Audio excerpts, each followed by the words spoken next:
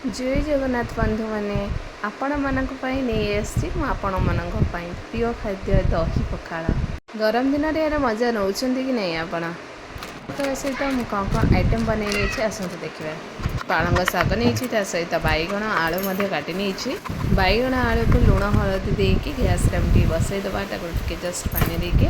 तो टे सीझी आसला आम फुटाई नवा से सोरिष तेल और पंच फुटण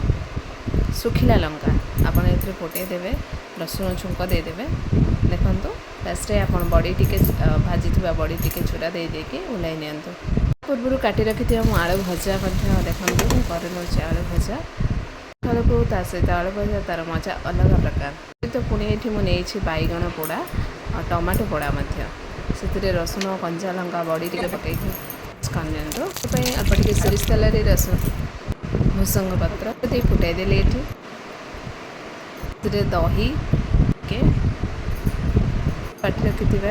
धनिया पत्र पकाई नेली तो आम बड़ीचूरा मुझे रेडी हो सारी मोर दही पखाड़ यार मजा नवा भल लगे गोटे सब्सक्राइब कर।